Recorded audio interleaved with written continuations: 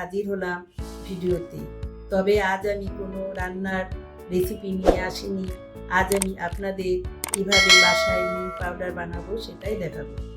এখন চলে যাচ্ছি বন্ধুরা মূল ভিডিওতে। বন্ধুরা, এই জায়গায় আমি অনেকগুলি নিম পাতা, কাঁচা নিম পাতা নিয়েছিলাম।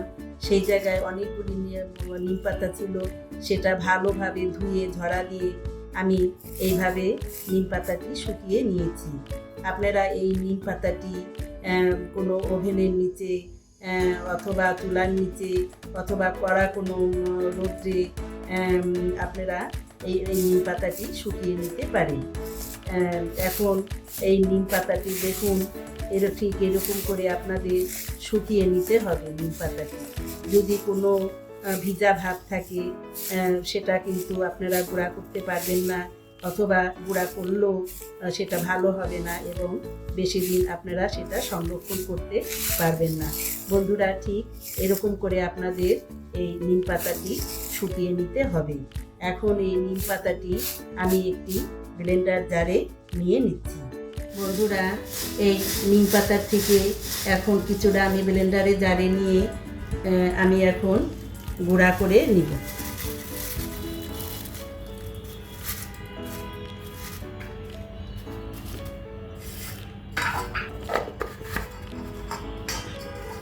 বন্ধুরা, দেখলেনই তো কতগুলি নিম পাতা থেকে কতটুকু নিম পাউডার আমি পেলাম।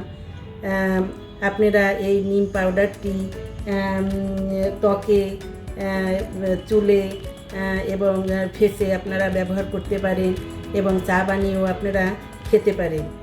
এই নিম পাউডারটি আপনারা একটি কাচের জারে রেখে 6 থেকে 7 মাস পর্যন্ত আপনারা রেখে দিতে পারবেন। বাজারে এই নিম পাউডারটি দাম কিন্তু অনেক, এবং সেটা আদৌ ঠিক আছে কিনা, ভেজাল কিনা সেটা কিন্তু আপনারা জানতে পারছেন না। কিন্তু বাড়িতে যদি আপনারা এই নিম পাউডারটি বানিয়ে নেন, সেটা কিন্তু ভেজাল মুক্ত আপনারা একটি নিম পাউডার পাচ্ছেন। এখন এই নিম পাউডারটি দিয়ে আমি আপনাদের একটি ফেস প্যাক বানিয়ে দেখাবো। বন্ধুরা, আধা চামচ নিম পাতার সঙ্গে 4 চামচের 1 চামচ বেসন নিলাম এবং কিছুটা পরিমাণ কাঁচা দুধ দিয়ে আমি একটি ফেস প্যাক বানিয়ে নিই।